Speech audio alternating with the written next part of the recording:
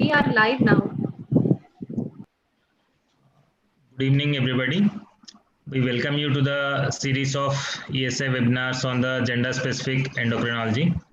In this, the next couple of webinars today and the next week will be on the exclusively dealing with the transgender patients.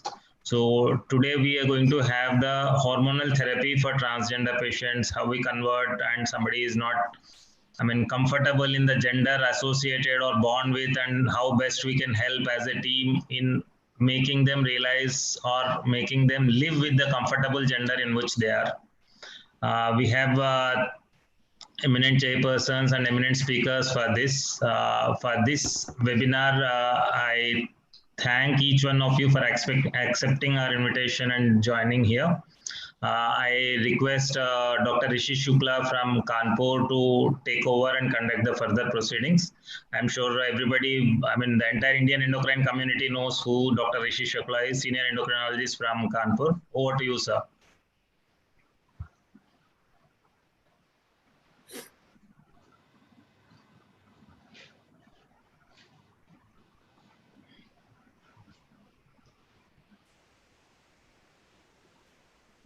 Unmute him, just unmute him. Yes, am I audible? Yes. Thank you, Dr. Hari, for the opportunity, and thank you, Endocrine Society, Sanjay, and everyone for this opportunity. And big thanks to each one of you for keeping this relatively undiscussed topic. I was recalling two things about transgender. We read so much in media about diabetes, thyroid, polycystic ovarian disease, and nowadays we are reading so much about COVID, but nobody talks so much about transgender. So this is one thing. And second thing, I was recalling my experience. I had undergone some of my patients who underwent hysterectomy and mastectomy, and they were on hormonal replacement, and I'll share with you. And I remember some of my patients who are male, and they make up something like females, and they are on way to be a female. So this is a very different and challenging task, and I think we need to have a more and huge expertise to deal with this. With this, I would introduce my two co-chairpersons, Dr. Özlem Utse from the Turkey and Dr. Atul Kalan from UK. And Dr. Özlem Utse is a Marmara University School of Medicine, Internal Medicine. She's from the Department of Endocrinology and Metabolism, Istanbul, Turkey, a beautiful place, and member of Turkish Society of Endocrinology and Metabolic Diseases, Adrenal and Gonadal Disease Studying Group. So we will be enriched by your experience. And my second co-chairperson is Professor Atul Kalan. He is a consultant diabetes and endocrinology Royal Glamorgan Hospital, Wales, and visiting professor, University of South Wales, honorary consultant endocrinologist, University of Hospital of Wales, Cardiff, course director, postgraduate diploma and MSc endocrinology course, University of South Wales. He had carried out research on neuroendocrine tumors, for which he was awarded MD from Cardiff University. The research helped him broaden his horizon apart from fetching prizes at European Neuroendocrine Tumor Society, a very prestigious UK and Ireland Neuroendocrine Tumor Society, and British Endocrine Society's annual meetings. He is an editor of specialty certificate exam SCE in diabetes endocrinology and endocrinology MCQ book published by Oxford University Press in Feb 2015. He is an honorary editor of endocrinology section of SCE online source and have published articles, editorials in peer-reviewed journals, contributed to book chapters on genetics of endocrinology, neuroendocrine tumors, thyroid and parathyroid tumors, and various techniques. Good. He's from India. I believe he's from Amritsar. And just to add, Dr. Manisha, who is working with me, has also done SC and I think MSc under his guidance. And with this, now we move to a quiz section, and quiz master is Dr. Subodhik Pramanik. He is a consultant endocrinologist, Neotia Getwal Hospital, Siliguri, winner Endocrine Society of India A.V. Gandhi Award 2018, winner in Thyroid Quiz ITSCon 2015, winner in oral paper presentation, IdeaCon 2017, paper presentation in multiple national conferences, more than 20 publications and national and international journals, reviewer in diabetes medicine, IDJ, IJDSR, and co-investigator in SUSTAIN 8 trial. A very young enterprising endocrinologist, and I'll request Dr. Subodip to first go ahead with the quiz, and then we'll have, I think Debamalya Sarkar will introduce when he speaks. So let us start with quiz first, and then we'll continue. Thank you, sir, for introducing me. I want to thank the Endocrine Society India and Torrent to give me this opportunity to conduct the quiz in this prestigious webinar. So I will start my quiz. Today I have 9 questions with me in the quiz section. Let me discuss the rules first. Those who are attending this webinar, they can see that in their screen they have a comment box. So they have to type their answers in that comment box. Today, all the questions are basically MCQ based and with a single based answer. So for each question, there will be a single answer. All the answers need to be given together. That means you have to put the question number and the appropriate option beside that, but do not post it. You answer all the 9 or whatever you can do together, and after that you post it in the comment box so that it's easier for us to tabulate the winner. So you have to just mention the question number and the correct option. And obviously I will discuss the winner at the end of the session. So let me start with the first question. Criteria for gender affirming hormone therapy for adults, all except. So we are discussing about the eligibility criteria for hormone therapy in adults. The option A is boys. Option is a persistent, well-documented gender dysphoria. The option B is the capacity to make fully informed decision and to consent for treatment.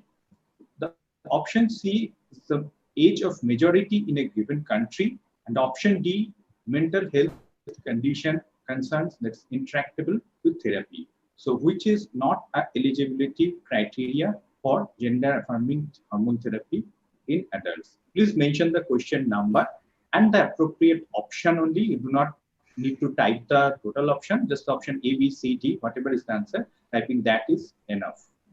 So moving to question number 2, at what age GnRH analogs therapy should be started to suppress puberty for adolescents who meet diagnostic criteria for gender dysphoria and fulfill the criteria for treatment? That means adolescent, well-established diagnosis, they fulfill the criteria for treatment. At what age we should start GnRH analog?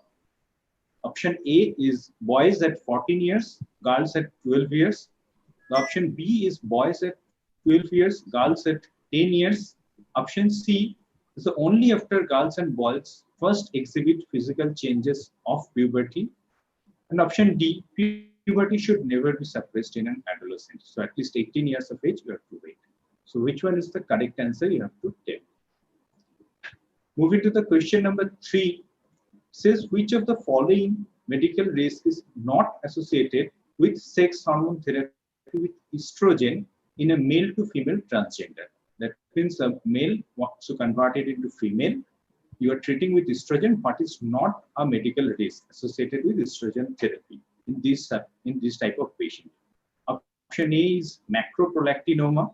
Option B is cerebrovascular disease. Option C is endometrial cancer.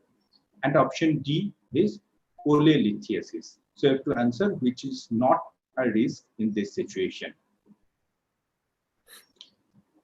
Coming to question number 4, in transgender males, testosterone therapy usually causes cessation of menses. That we already know, that you are treating a female patient with testosterone, the menstruation usually stops. But what are the other options can be used if testosterone therapy alone does not cause cessation of menstruation? So option A is dipomedroxyprogesterone. Option B is GnRH analog. Option C is endometrial ablation, that's the local therapy. And option D is the all of the above. So which one is the correct answer? You have to type. Coming to next question, question number 5 is the timeline for appearance of changes in male to female transgender with estrogen and anti-androgen therapy. That means a male is treated to convert as a female. What is the sequence of changes? Here I have given 1, 2, 3, 4 points. These are the 4 changes, and the options are below A, B, C, D. You have to say which option is correct. So the changes I mentioned, that 1, decreased sexual desire. Option 2, the change 2 is the prostate gland atrophy. 3 is decrease in muscle mass and strength, and 4 is maximal breast growth.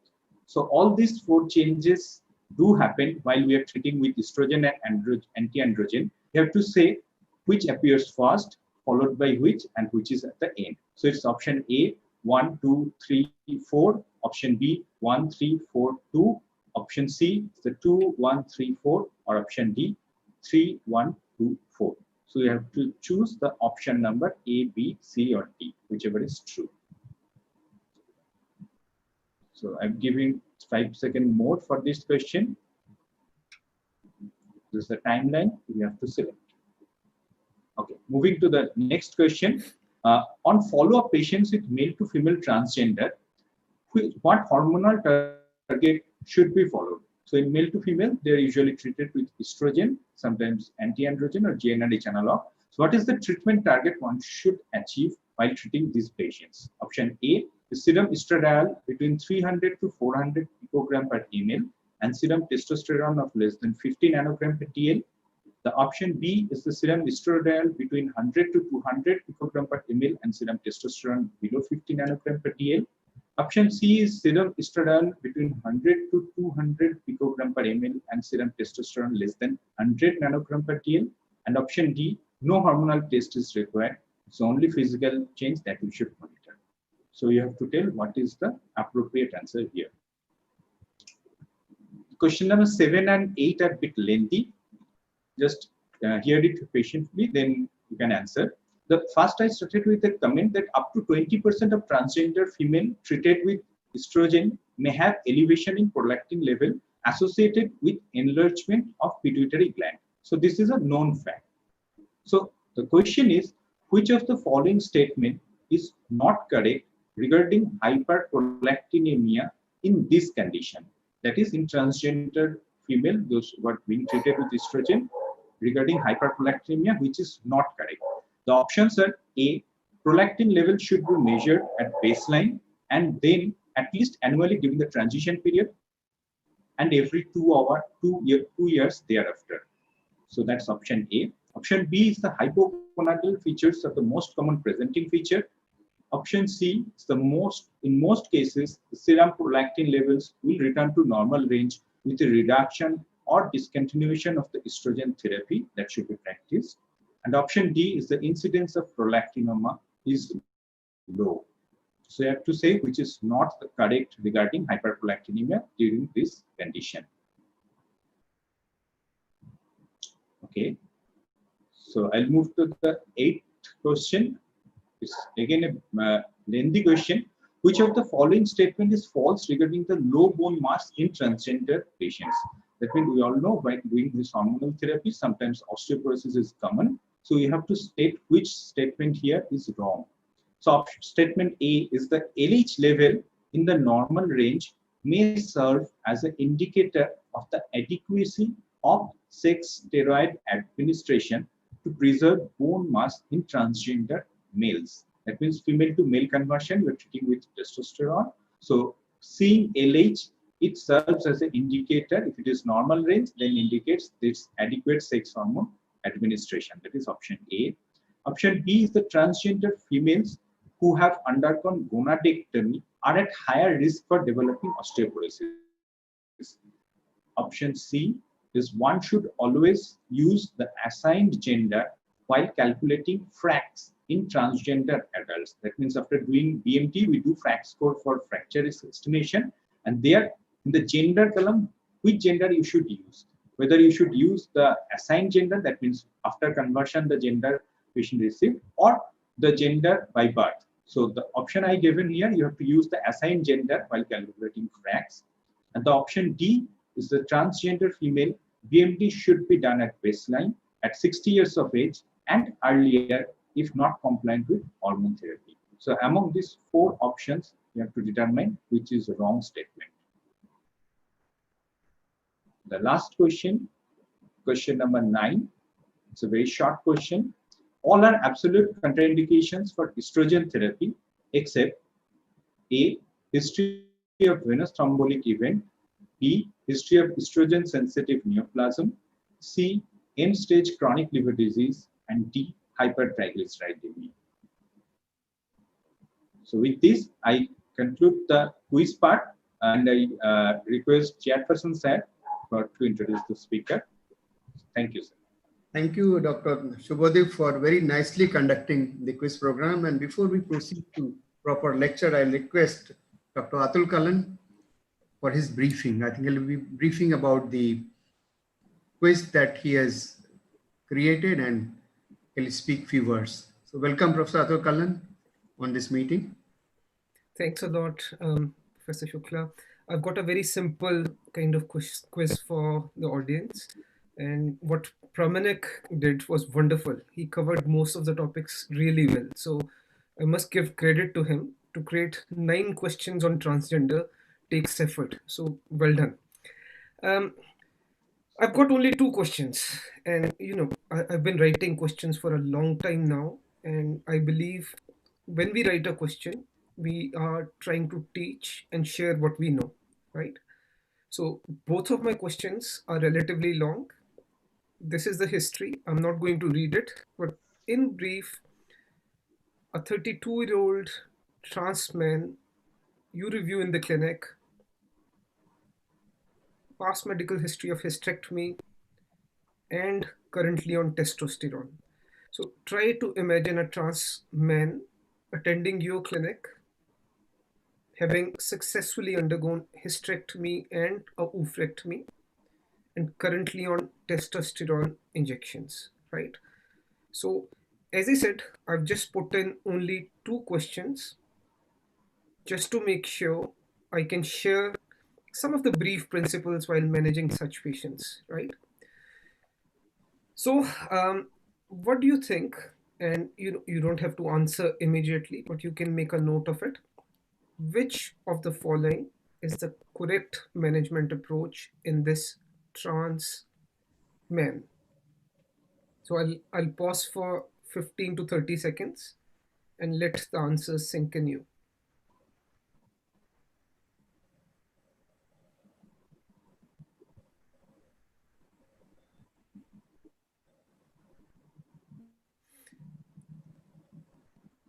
As there is no audience I can judge at the moment, so I'll probably move on now. I think we've given enough time for people to read it. I'll only note Pramanik's reaction because I can see him. Do you think I've given adequate time or? Sir, but I'm calculating the winner actually. So I'll wait for you to your question actually, but yeah, yes, sir. Should I go back to the question, Pramanik? Comment box, sir, you can. Okay. So let's go to the second question. And as I said, I put a question with a trans man. This is the second question with a trans woman. She underwent a orchidectomy and breast augmentation a few years ago, and she's currently on transdermal estrogen. That's the basic essence of the question. So a trans woman with previous successful surgery, currently on estrogen therapy, right? Happy with the stem? Okay. Which of the following is the correct or the most optimum management approach?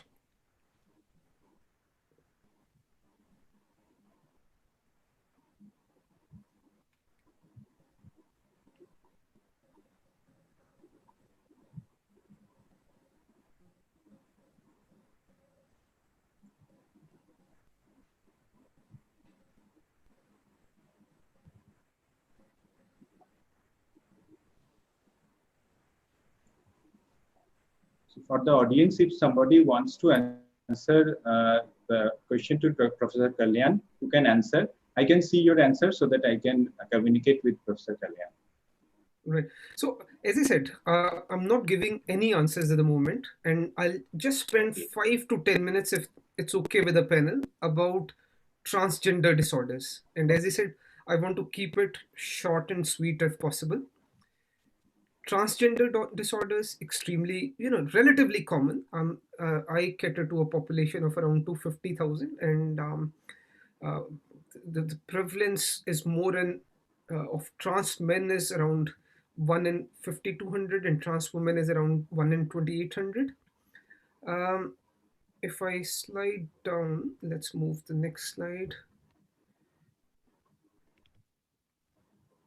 Sorry.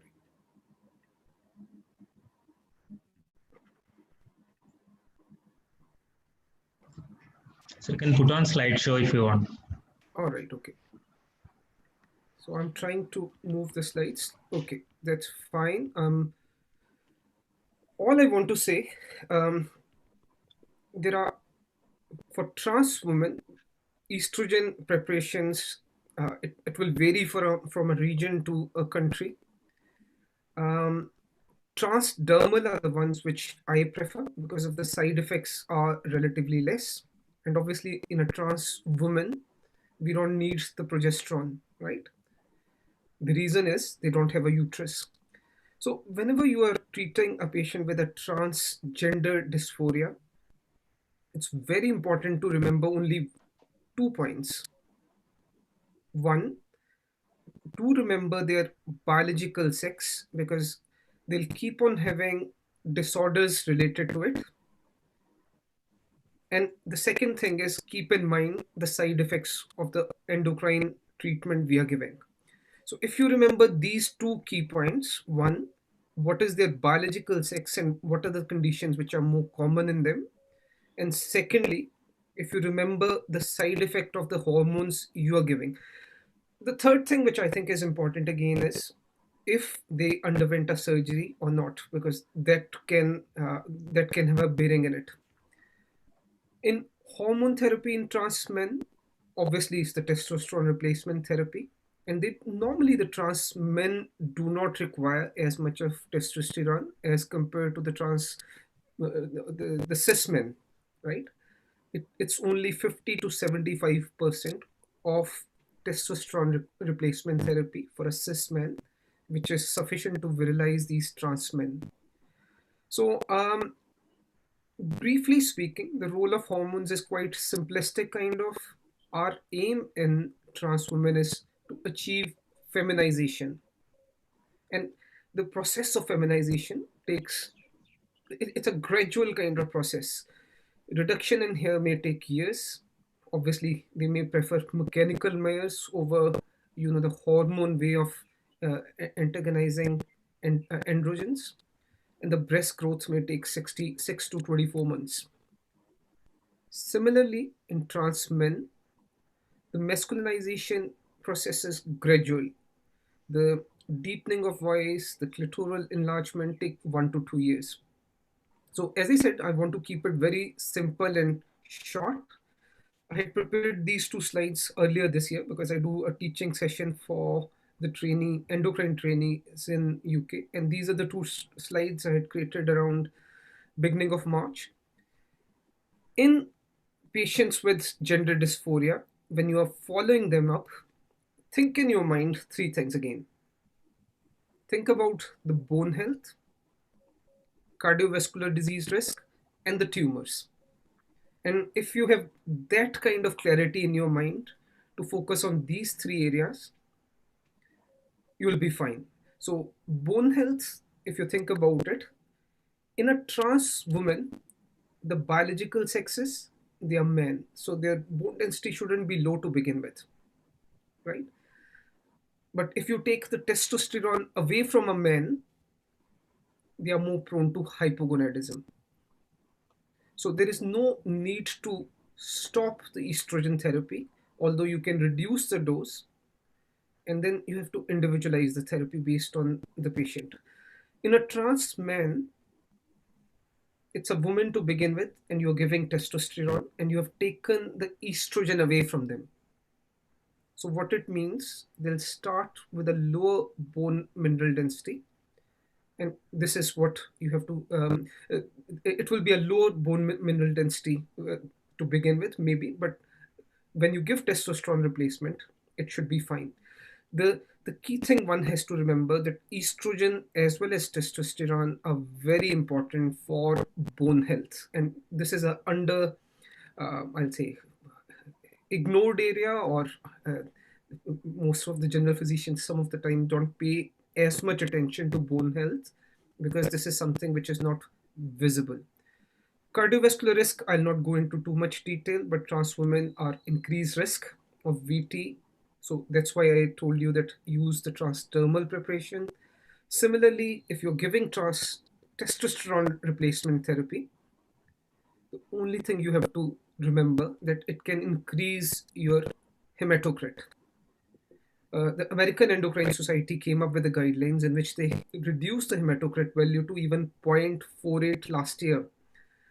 In UK, we still continue the testosterone replacement therapy if the hematocrit is around 0.52, but more than that, that increases the risk of polycythemia and increase cardiovascular events. Tumors are very important, especially for medical legal purpose. We don't want to be sued for different reasons in here. Trans women, if the prostate is there, because biological sex is a man, they are at risk. So in trans men, because the biological sex is female, increased risk of ovarian or cervical cancer. So as I said, I'll keep it very simple. In your mind, as an endocrinologist or as a physician, think of bone health, cardiovascular disease, tumors. In addition, the psychological health or impact of therapy as well as social adjustment of this gender dysphoria. It's a very brief slide. I'm not going to go through it. If somebody wants to take a picture or copy, I'm not going to describe it. But again, I created it just to make sure that if I'm going to follow a trans man or trans woman, there are certain simple kind of principles I follow. So on this note, I'm ending my uh, um, small brief kind of presentation and handing over to Dr. Dev Malya. Thank you. Thank you, Dr. Atul Kallan. Dr. Dev Malya, would you like to add something into this? I think, thank you, Dr. Atul Kallan. Now it's time to start our main program, and that is the main speaker. And I would like to introduce Dr. Deva Malya Sanyal. Can we have an introduction of Dr. Deva Malya?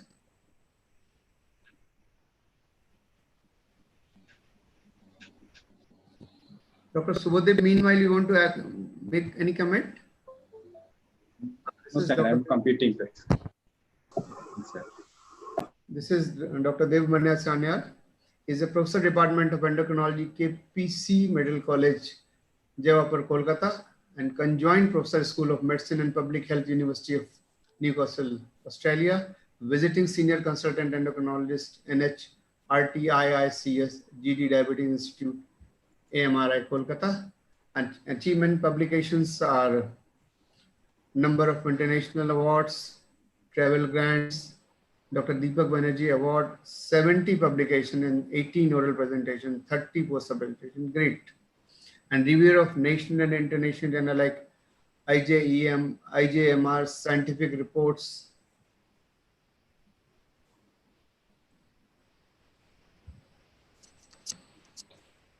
Journal of Pediatric Endocrinology, Journal of Diabetes and Metabolism, Journal of Endocrinological Investigations, and is a faculty, speaking faculty at SECON, RSSDI, Diabetes India, South Asian Federation of Endocrine Society, Indian Thyroid Society, Diabetes, Nepal, also involved in a number of international clinical trials in field of endocrinology, and presented research paper in conference like Endo, ACE, USA, RSSDI, and SECON. With such a prestigious speaker, I'll not come in between you and the speaker, and I'll request Dr. Deva Malya Sanyal to deliberate his discussion.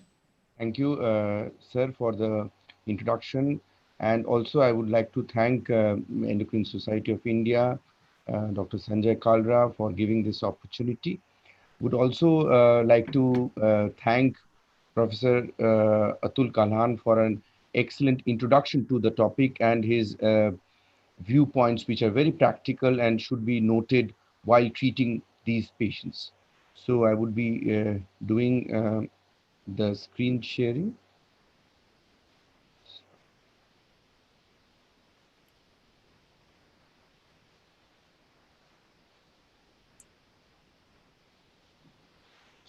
Hope it's visible. It is visible. Visible. Please go ahead. So we move on to the topic of hormone therapy for transgender patients. We have already excellent introduction by Dr. Atul Kalhan, and this discussion will be based on the different guidelines, including some publications which we had from our side as well, and prominent among them being the Endocrine Society guidelines, the WPATH guidelines, our SAPHO Kolkata guidelines, the IDEA guidelines, as well as some Australian guidelines as well. So the main responsibilities with regards to treating endocrinologists remain first confirmation of diagnosis with help of psychiatrist, and then evaluating clinically for baseline medical condition and treating them, uh, explaining to the patient with regards to time of onset as well as the time course of effectiveness of therapy.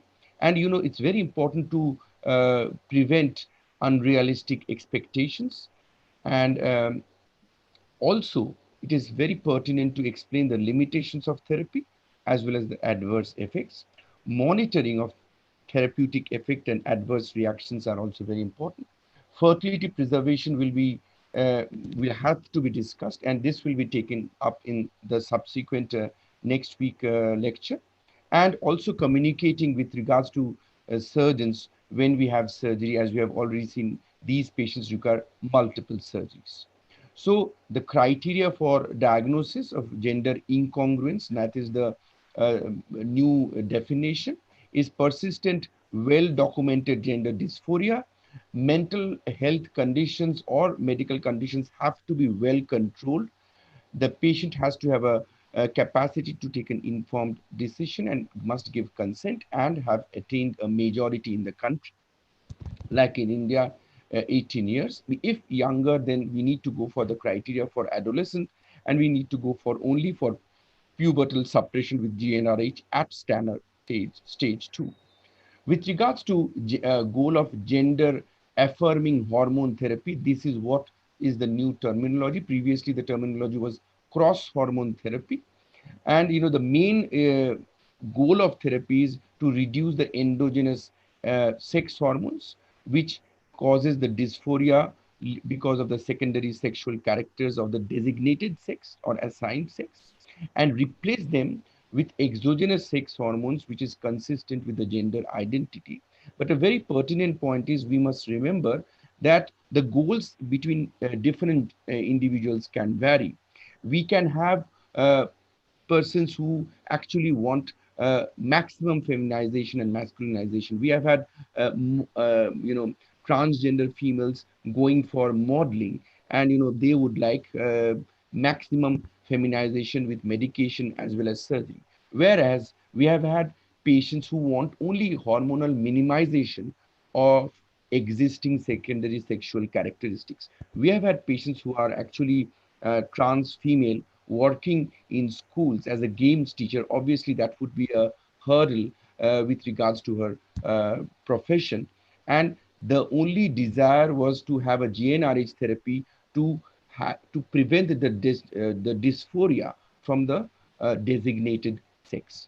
And it is very important. We still do not have the consensus as to whether the transgender individuals in terms of BMD or lab values in certain extent, which need to be compared with the natal or with the adopted gender. So this is the publication which we had from our institute with regards to gender dysphoric subjects. at baseline all had normal hormonal evaluation. This is prior to treatment and normal karyotype. But very important, a lot significant proportion of patients presented with unplanned surgery by non-medically qualified surgeons. And this is very, very important and very, very discomforting as well. Mind you, the onset of dysphoria occurs around 7 to 11 years, but the presentation is pretty late, around 25 years. What we need to do regarding baseline monitoring is gonadal hormone like testosterone and estradiol, LH, FSH, thyroid function, biochemical parameters, especially with regards to cardiovascular risk, as also elaborated by Dr. Atul Kalahan with regards to lipid profile, glucose, liver enzymes.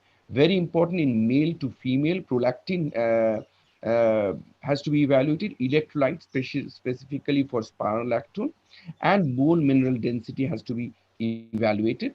In female to male, because we are giving testosterone therapy, apart from all these, CBC should be a primary investigation because there can be erythrocytosis. That is something which we need to remember. Mind you, karyotype is not mandatory. So the medical conditions can be exacerbated by hormonal depletion or cross-hormone therapy, like testosterone can increase hematocrit, whereas decreasing testosterone in uh, uh, male to female can decrease the hematocrit. The LFT, especially the estradiol, is poorly metabolized in hepatic impairment. There can be transaminitis with testosterone. Hyperkalemia, especially with spironolactone, is an important thing which we need to monitor. There can be dyslipidemia with low HDL and increased triglyceride and LDL with testosterone therapy. With estradiol, only triglyceride is increased, whereas LDL is decreased and the HDL is actually improved further. With estradiol, an important concern is worsening of insulin resistance and increased risk of diabetes. Testosterone generally has a neutral effect on that. BMD, baseline monitoring, is preferable, but it has to be monitored if with regards to age, with regards to risk factors, and most importantly, if there is discontinuation of hormone replacement therapy, especially after surgery or on GnRH therapy. And LH has been found to be inversely related to BMD following gonadectomy, representing the adequacy of hormonal replacement therapy. This is Australian guidelines, and it is quite similar to the UK guidelines, where transdermal testosterone and transdermal estrogen is preferred compared to intramuscular or oral testosterone or oral estradiol. And feminizing hormone, going from male to female, you require anti-androgens because estrogens are not that potent to suppress the testosterone levels of the male to female persons. So you require additional therapies and monitor for side effects. But the problem in our population is transdermal preparations. One is expensive, not widely available, and secondly, in hot and humid country like ours, it may be associated with practical difficulties and sweating, so they may not be that effective. So generally, what has been found is we generally intramuscular testosterone, whether it is monthly or 3 monthly with decanoate, is preferred, and we need to monitor with targeted testosterone level. Similarly, oral estradiol valerate is preferred, and we have moved on from conjugated estrogen along with GnRH therapy, but GnRH is, most patients cannot afford. So anti-androgens is something which we have to fall back on, and we need to target the estradiol level. But we must not forget with regards to monitoring for adverse effects like cardiovascular risk, thrombosis risk, maintain the sex hormone levels, cancer screening, lipid and LFT, and have a lookout for the adverse drug reaction. So the hormone therapy, the patients can seek in different situations. Patients can be hormone naive. They may be using illicit unsupervised hormone therapy. There we need to substitute and see whether the doses are appropriate. Hormone therapy, especially, we have seen as in our publications that a lot of patients come with prior gonadectomy without prior hormone therapy. That is also important.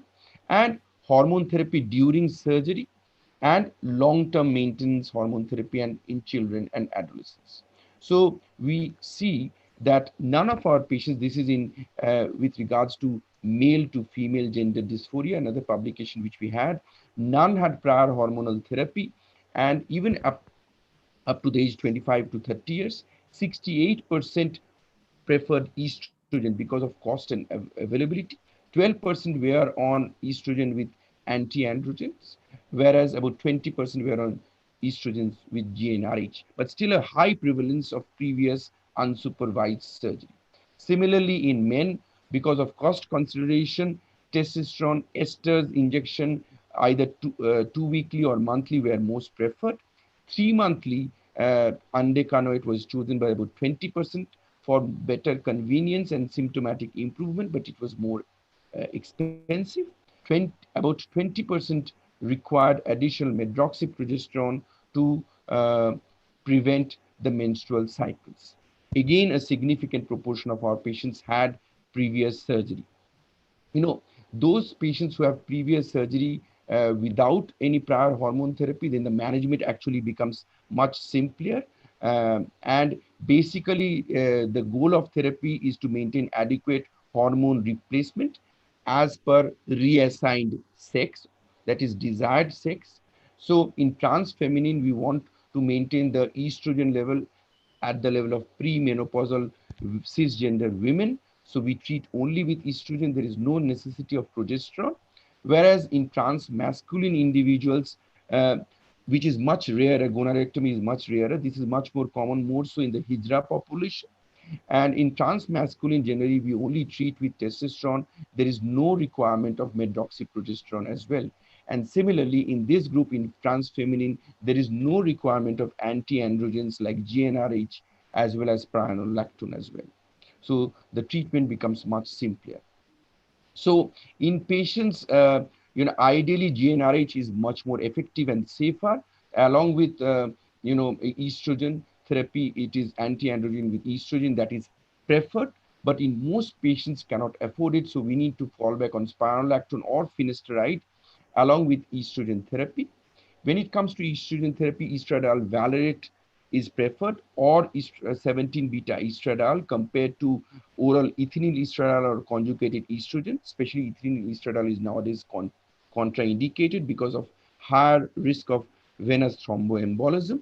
And also ethinyl estradiol and conjugated estrogen cannot be measured and followed up, which can be done easily with estradiol valerate or 17-beta estradiol. So they can be easily followed up, and there is a lower risk of VTE. Again, parental preparations of estradiol valerate is available, as well as transdermal. They are associated with lower risk. So these may be more suitable in patients who are at high risk of VT, or especially in elderly long-term follow-up patients where we want a lower preparations with a lower risk of venous thromboembolism, and because they do not have a fast metabolism. So the effectiveness of therapy as well as side effects depend on type, dose, and route of administration. You can see the dose requirement of estradiol valerate is between 2 to 6 milligram, and it's similar with valerate and beta estradiol. And the transdermal patches about 25 micrograms twice weekly. Injectable valerate is sometimes available, though not often. 10 milligrams every week can be given. With regards to anti-androgen, spironolactone is preferred, 100 to 300 milligram. GnRH actually is the ideal treatment, but it's expensive, either 3.75 milligram monthly or 11.25 milligram 3 monthly. This is essential in patients with male to female hormone transition, because estrogen is, even with supraphysiological doses, they cannot suppress the endogenous androgen secretion. And if we add GnRH or spironolactone, we can use a lower dose of estrogen, leading to lesser adverse drug reaction. With regards to management of female to male transition, management is much simpler, because it is just like treating hormone replacement of male hypogonadism, because testosterone in the male range is sufficient to suppress menstruation as well as endogenous estrogen secretion. Otherwise, one can use GnRH or medroxyprogesterone, which we used in about 20% of our patients. And in some patients, as we have discussed, we have had patients who do not want testosterone therapy, and they are just satisfied with a GnRH, just preventing their assigned secondary sexual characteristics. So generally, undecanoate is given 1000 milligrams every 12 weeks, or enanthate, which is more commonly used, or cypanoate is given every 2 weekly or even once weekly, it can be given. So the physical effect sets in, it is quite variable timeline, but most of the changes come in within 2 years. There is no randomized control trial comparing different hormonal regimes. If you see, the earliest onset is with regards to increase in libido and body hair, which starts quite soon with testosterone therapy within 1 to 3 months, and periods stop by about 3 to 6 months. But voice changes occur much later, around 1 year, and facial hair growth also occurs even later, around 1.5 years. With regards to estrogen therapy, the libido and erections decrease quite quickly, but the facial and body hair changes, the breast growth and testicular size diminution occurs pretty late. So fat redistribution and body facial hair in feminizing therapy occurs pretty late, but we must tell the patient, like, breast growth, decreased testicular volume is not reversible, and specifically the patient may require removal of facial and body hair because feminizing therapy may not be adequate. Similarly, in men, fat distribution and facial and body hair growth, as well as muscle mass, take long time to occur. There are some aspects of therapy like hair growth, deepening of voice, clitoral enlargement, and scalp hair loss, which are not reversible. We must tell the patient as well. And also facial and body hair growth and scalp hair loss are highly dependent on age and inheritance. Muscle strength is dependent on exercise as well.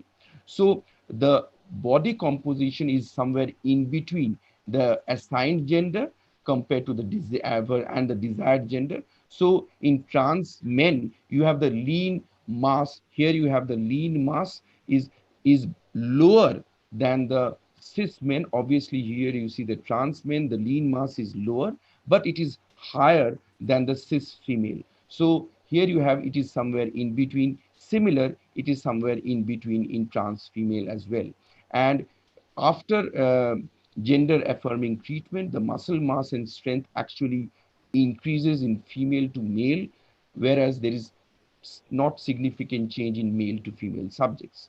There is an unfavorable lipids, which we have discussed, with use of testosterone therapy, as well as increase in systolic and diastolic blood pressure, whereas the lipid changes are more favorable with estrogen therapy, and there is no impact on blood pressure. But very important to remember, changes in lipid and blood pressure did not correlate with the changes in testosterone or estradiol levels per se. So there is very high risk with regards to estrogen therapy, with regards to thromboembolic risk, as well as moderate risk of macroprolactinoma, as well as breast cancer and cardiovascular disease and hypertriglyceridemia. With testosterone therapy in trans male, there is increased risk of erythrocytosis, transaminitis, moderate risk, cardiovascular disease and hypertension, as well as breast and uterine tissues which are preserved. There is chances of cancer as well. So absolute contraindications which we must remember with regards to estrogen therapy: obviously venous thromboembolism, estrogen sensitive neoplasm, very important, and end stage chronic renal disease, chronic liver disease. Hypertriglyceridemia is only a relative contraindication, not absolute. In men, the most important absolute contraindication is polycythemia, hematocrit more than 55, which we have already discussed, unstable CAD, and also again breast or history of breast cancer or estrogen dependent cancer, because testosterone can aromatize to estrogen as well. So long-term care, very important. In long-term, we must monitor for lipids, for cardiovascular risk, for cancer risk, as well as for bone health, as we have already seen, and we must assess the safety and efficacy of regimen. Generally, there is long-term, there is a dose reduction of estrogen is required with aging, and one can shift from oral to injectable or transdermal estrogen. And similarly, testosterone therapy dose reduction will be necessary if hematocrit goes above 50%, or there is cardiovascular disease. With masculinizing therapy, it's easy to treat because it is like treating androgen deficient hypogonadal state. So subcutaneous therapy is easier to attain the levels, and transdermal, it is much slower. And hematocrit, if there is an increased hematocrit, dose can be decreased or dosing interval can be increased. Monitoring for all should be 3 monthly in the first year and every 6 monthly in the subsequent years. Monitor weight, blood pressure. Testosterone should be in the normal mean range between 400 to 700. And with hypanoate, you can measure midway. With undecanoate, you can measure just before the next injection. Hematocrit has to be monitored, osteoporosis has to be screened, breast examination has to be done. We had a patient with male to female on testosterone undecanoate who had a complication, rare complication of cerebral venous thrombosis without the hematocrit being raised. It has been seen with undecanoate preparation, there can be increased risk of pulmonary oil microembolism, something which we need to be careful. With feminizing therapy, again, supraphysiological estrogen are required to suppress endogenous testosterone level. That's why we require concomitant anti-androgens or GnRH. Gradual titration versus, starting with full dose, there is no data. Thromboembolic events is maximum with estradiol, and early on, especially in patients with family history, there we need to screen. Oral estradiol first pass effect leads to increased complication. So in female, the testosterone target is less than 55. The estradiol target is in the normal female range between 100 to 200. Testosterone again in the normal female range less than 55. We should not go for a supraphysiological estrogen level. Blood test cannot monitor conjugated estrogen or ethinyl estradiol. Spironolactone, if you are using potassium, has to be monitored. BMD has to be done at baseline, and especially in patients with low risk, you can do at 60 years, or in patients who are non-compliant. Monitoring, especially with regards to prolactin, it has to be monitored in male to female because estrogen can increase the risk of pituitary lactotroph growth. And it is difficult to diagnose because they do not present with classical symptoms, as antipsychotic may be a confounding factor. So prolactin has to be done at baseline and annually, and then every 2 yearly. And even after decreasing estrogen and stopping estrogen, most of the hyperprolactinemia resolves. But if it is persistent, then MRI has to be done. Anti-androgen especially is first line, and along with estrogen, spironolactone decreases testosterone secretion as well as androgen receptor binding, and this anti-androgens decreases the estrogen dose requirement and decreases the complications associated with high dose estrogen.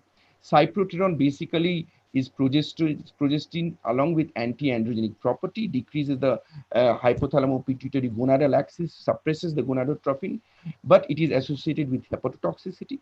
Finasteride, specifically for scalp hair loss, body hair growth, is effective, but it does not reduce the testosterone level.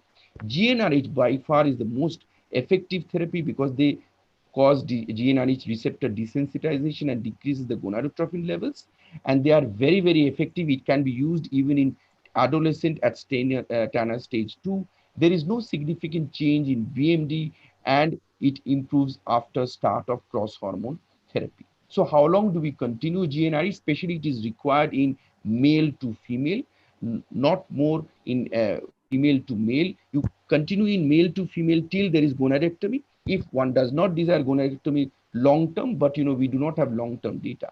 In female to male, GnRH is required as an alternative to medroxyprogesterone because of uterine bleeding.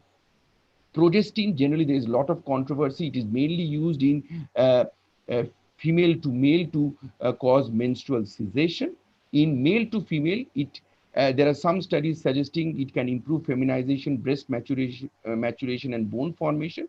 But if we remember the postmenopausal data, estrogen and progesterone combination increases the risk of VT, lipid changes, weight gain, and breast cancer risk. Micronized progesterone may be a better option. There was a recent study which was published in JCM, which suggested that progesterone can be safe can decrease testosterone and can lead to a better breast development, but still the jury is out.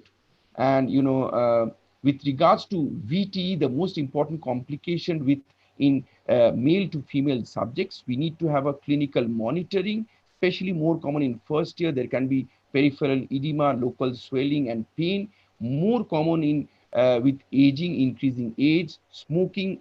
It has to be emphasized to quit smoking, increasing weight and family history and comorbidities, and especially more so with ethinyl estradiol, and less with transdermal or parenteral. So it is probably better, in elderly population. And we need to screen for mutation if there is a family or a personal history of venous thromboembolism.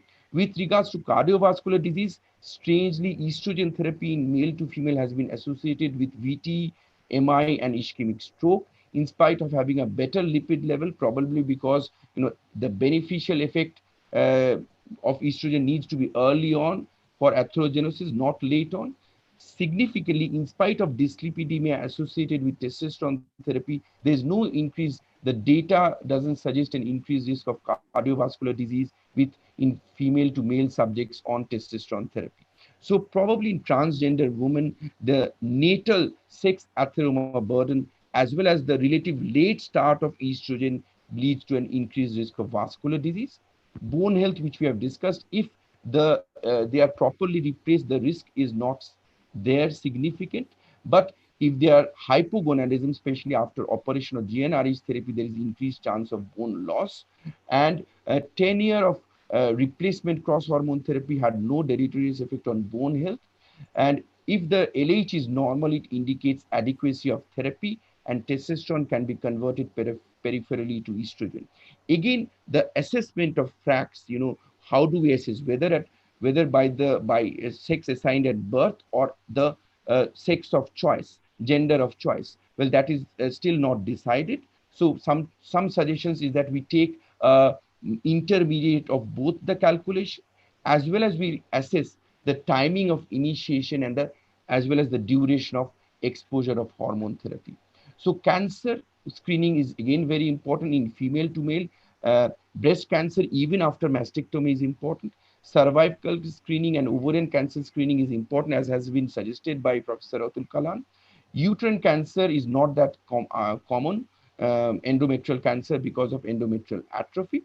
So we should consider THBSO as an SRS surgery to eliminate the risk. Especially in male to female, breast cancer screening should be as per normal cis female. That's very important. Prostate cancer, again, it has to be because prostate is not removed generally in sex reassignment surgery. So we need to screen for prostate, especially with digital rectal examination and PSA after the age of 50 years. Breast cancer, a few words, estrogen replacement alone in WHI and Turner's did not significantly increase the breast cancer.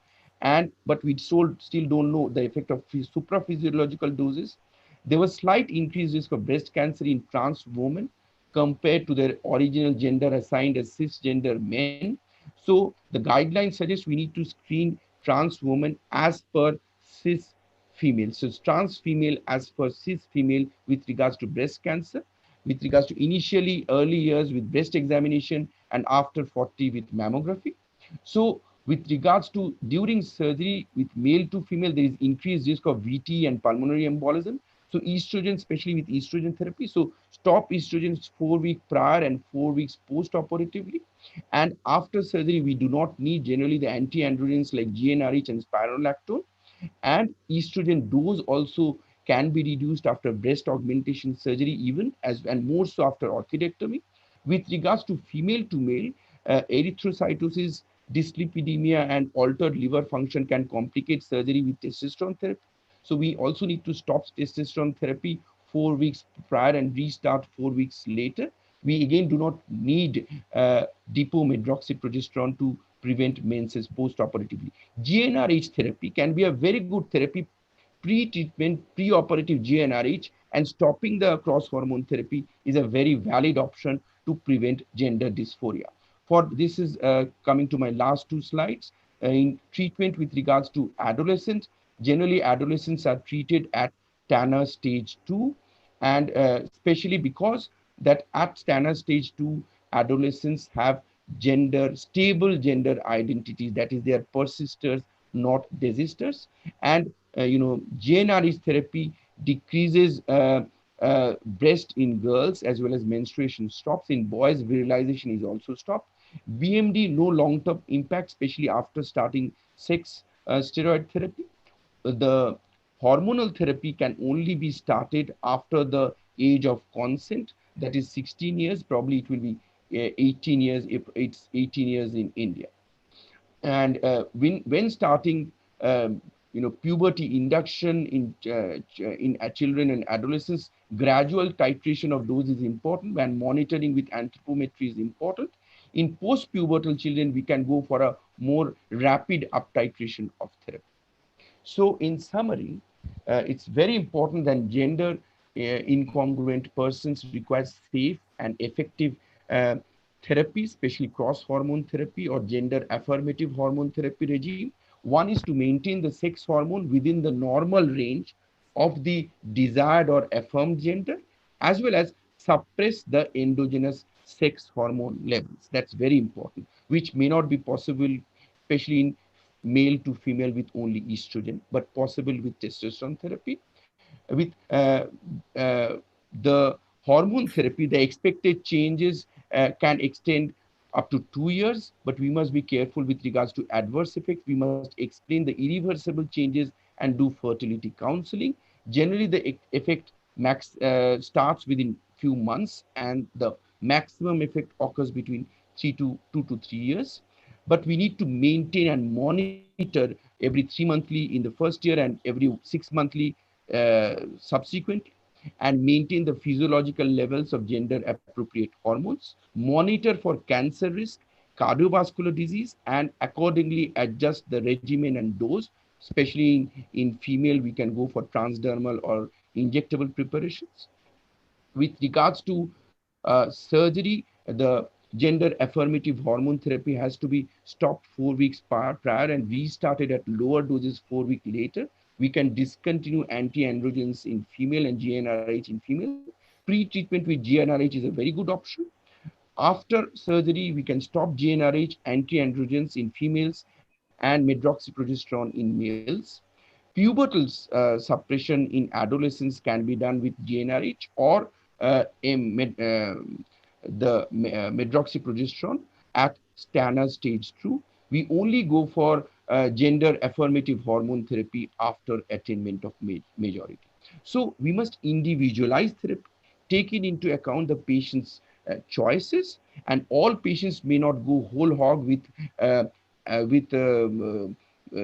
cross hormone therapy. Some are just satisfied with suppression of endogenous hormone therapy with GnRH or medroxyprogesterone.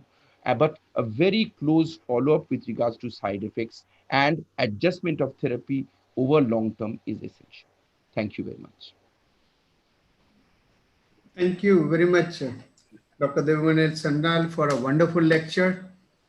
And I appreciate your tremendous experience. I saw your papers. So I think you will not be useful for us. I think you will be one of the person who should be utilized at country level to help transgenders. With this, I hand over to Dr. Subhojit Pramanik for question answer session. Dr. Subhojit, please.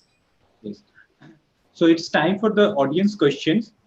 It's obvious that after such an exhaustive speech by Dr. Sanyal and so comprehensive, there will be multiple questions. So I'll read them out, and I request that to discuss these questions. Dr. Rajendra Kumar Maheshwari from Barmar asked about doctor's opinion must be given preference in treatment rather than patient's will for treating transgenders for their desired change. So what is your opinion? Should be the doctor's opinion or should be the patient's preference? I think Dr. Sanyal, would you answer first? Yeah, I think we have to fall somewhere in between, because we must, some of these patients actually want a rapid treatment outcomes, which is not possible. So we have to explain to them and temper their therapy, but also we must take into account the patient's concern as well. And especially as I was saying, that some patients are quite satisfied not going to full extent of medical therapy or even full extent of surgery as well. So we have to take both the patient preference as well as whatever scientific evidence we have with regards to safety. That should be our priority when we are treating a patient. Safety should be the most important priority.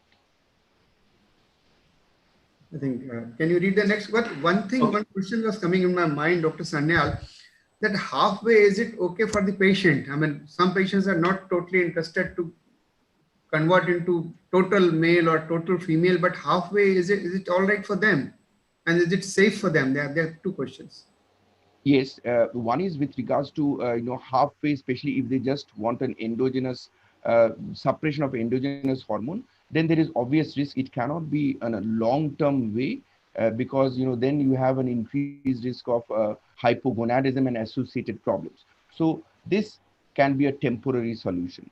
But what is a definite issue is that a lot of patients do not want to go for the whole surgery. Like in male to female, a lot of patients are satisfied with breast augmentation surgery, and they do not want the other surgeries, the orchidectomy and other surgeries. So we must respect that.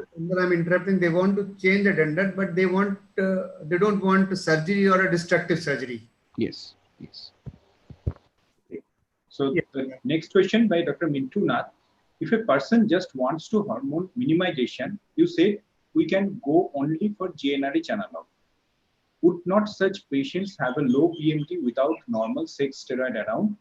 How long have you continued GnRH analog alone without sex steroids? Professor Atul is with us. Would you take up this question, Professor Atul? I'll say in UK, the regimes are very guideline based. And the protocol is that we let the psychiatric assessment first, and obviously living and cross-dressing for a year or so. We use the gonadotropin releasing hormones just for bridging kind of therapy. We are not using it as a long-term solution. So this question doesn't, the answer from me is that it's not a substitute at all. I agree. I totally agree with this. This will not make them reach to anywhere. So next question, Dr. It is again a bridging therapy, basically, as rightly pointed out by Professor Atul Kalan. For most, it's a bridging therapy till they have the appropriate surgery and the cross hormone therapy. GnRH should be bridging therapy or as an add-on to hormonal therapy. Yes, Dr. Subhadeep. Okay, so the next question by Dr. Mehta from Mumbai asked an interesting question, that endocrinologist role of ACRM and SARM molecule in gender identity. Can it replace surgical orchidectomy?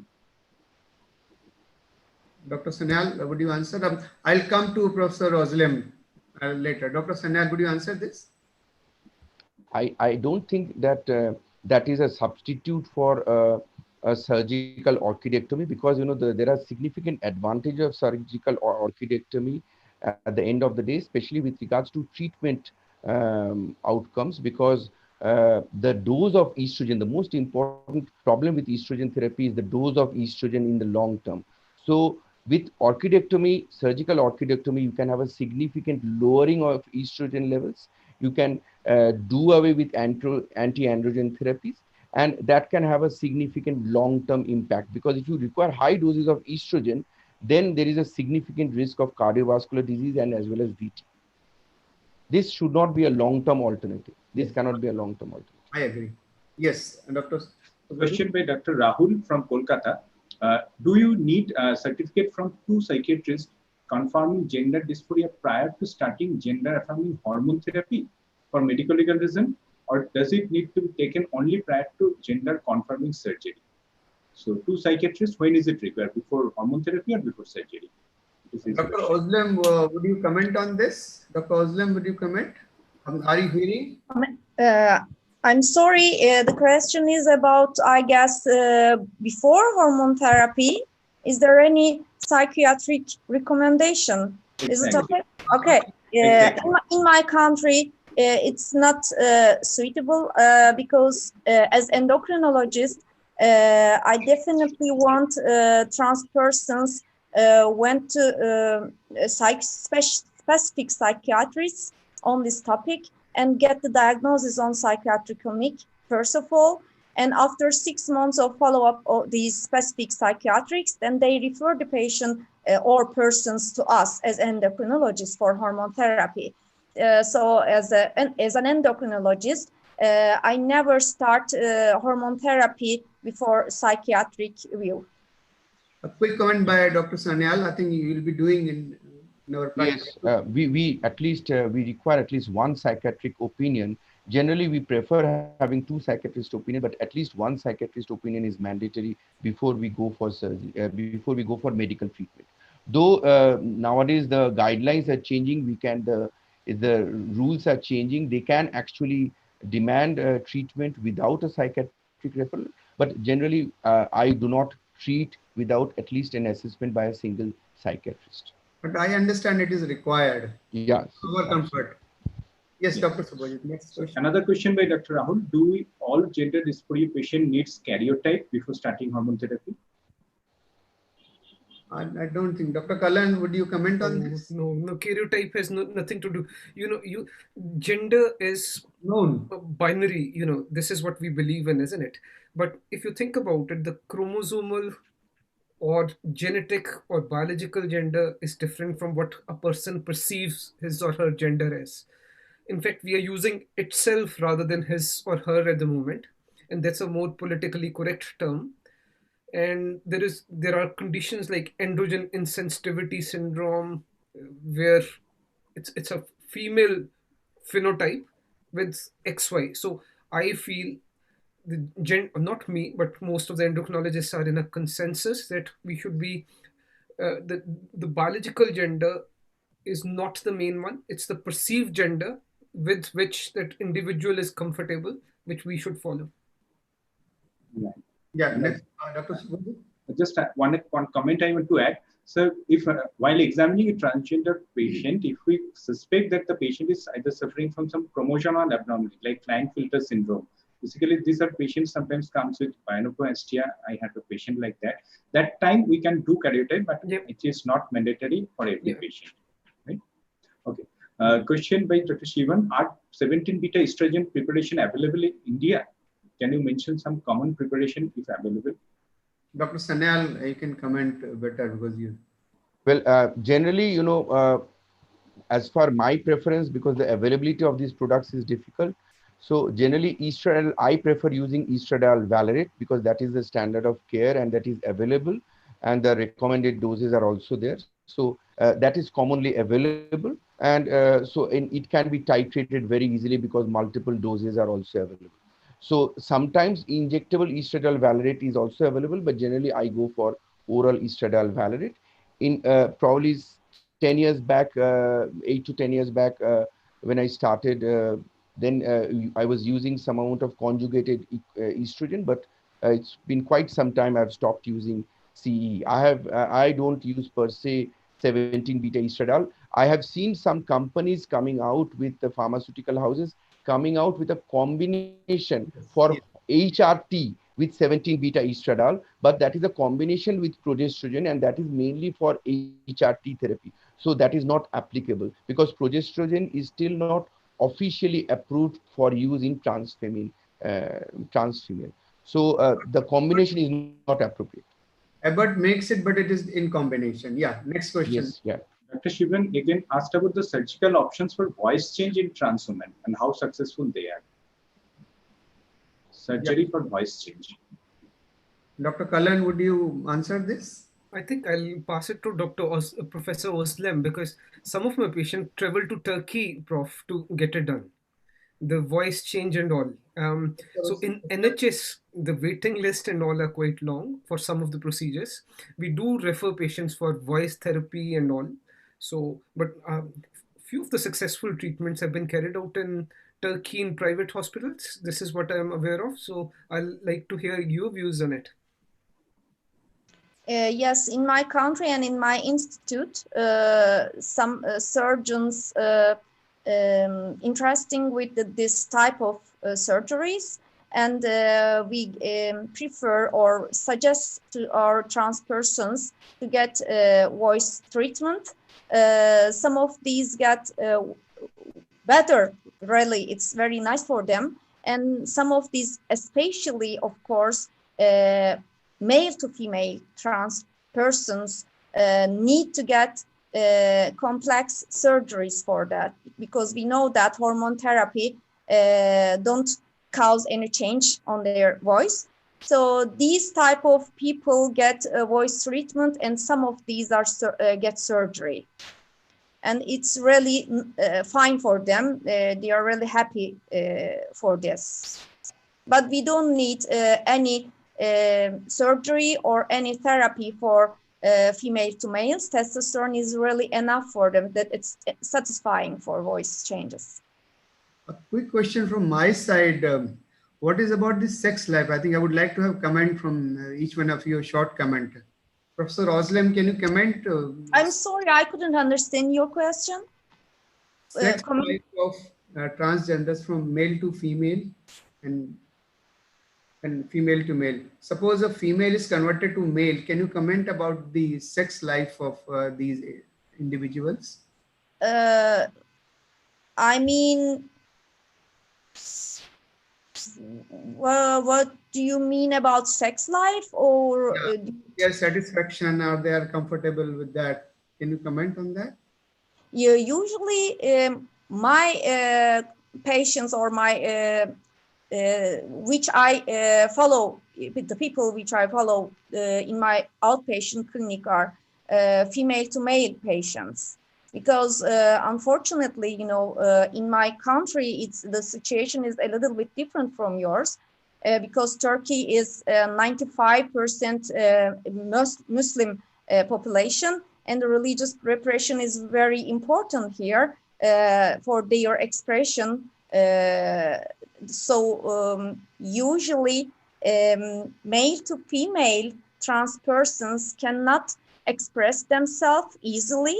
So only or commonly female to male trans persons come to our outpatient clinics, drug or surgery naive. I can tell about my opinion about these persons. Usually they come to my clinics with their partners. They are really happy with their partners, and the acceptance of these trans persons are quite well, both from their family and community. But the opposite of this is not very nice. I'm sure that you know the acceptance of male to female trans persons are not very nice, and they are under pressure of their family, community, or public youths. So these persons often have to being sex workers. So this is really, unfortunately, a really challenging problem in my country as well. So these persons don't want to prefer to become endocrinologists. And the worse than this, I'm not sure about your country, of course. In Turkey, some centers, caregivers, doctors, or even endocrinologists refuse to treat these persons. So there are only few amount of center or specific doctor who give this treatment to trans persons. So there are no many center where they can apply to. Male to female persons are unsupportable position here. Thank you. Dr. Pramanik, would you add something to this? No, sir, it's all right. Sir, if the time permits, can I start answering my quiz? I think you can it's already 5:20. Yeah. If after that time permits, you can go for the question answer again. Please, please. Okay. So let me first answer the quiz questionnaire first. So I'll share my slide. Okay, we had 9 questions today. The answer to the first question about the eligibility criteria, all are the eligible criteria except mental health concern, which are intractable to therapy. Because to be eligible for hormone therapy, the mental condition, if present, they should be reasonably well controlled. So uncontrolled mental condition is not an indication for eligible. They are not eligible. The second answer, answer to second question is, at what age GnRH analog should be started in adolescent? C, only after girls and boys first exhibit physical changes of puberty.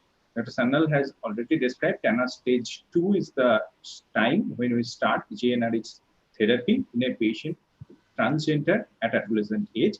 The chronological age doesn't matter. It's about the onset of puberty that's important. So this is the Endocrine Society guideline. They have clearly described that they should begin pubertal hormone suppression after girls and boys first exhibit the physical changes of puberty. The answer to the third, it's actually a googly question. Here I asked about the side effect of estrogen. Although endometrial cancer is a side effect of estrogen therapy, but in this situation where male to female transgender, as male do not have any endometrium, so there is no chance of endometrial cancer in this situation. So the risk factors already, I think, described by Dr. Sanal, so I'm not going again in detail. The question 4, what other option we have to stop the therapy? You have all these options: dipomedroxyprogesterone, GnRH analog, preferably they to be supplemented or be started earlier than testosterone therapy. Endometrial ablation is again an option choice which you can do if the menstruation does not stop with testosterone therapy. But in most of our patients, testosterone therapy alone is successful in stopping menstruation in those patients. So the question number 5, it was a lengthy question. What's the sequence of change when there is a male to female transgender? So with therapy, usually the first thing happens is the decrease in sexual desire, followed by decrease in the muscle mass and strength. Maximal breast growth occur at almost after 2 years, and prostate gland atrophy, it takes a long time to happen, and that is the last change that do happen in patients with this situation. So this is the chart where onset and maximum part has been given individually. Question number 6, the target of therapy, the estrogen and the testosterone, what should be the level in a male to female transgender who are on treatment?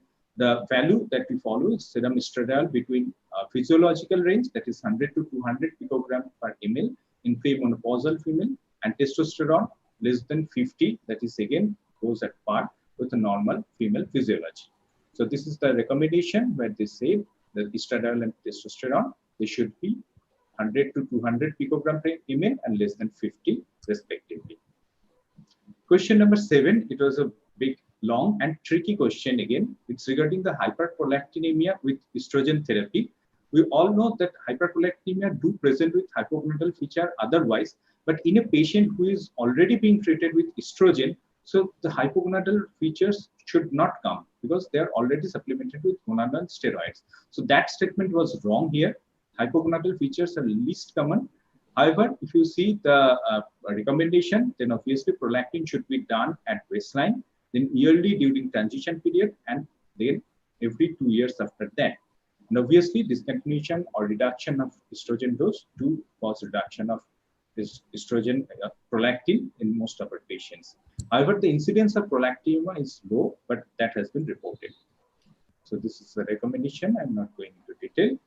This question is again a controversial question regarding the low bone mass in transgender patients. Obviously, when we are treating a patient with hormone therapy and shifting from male to female or female to male, then this type of confusions do come. The point C is wrong here. One should have always used the assigned gender while calculating FRAX in transgender adult.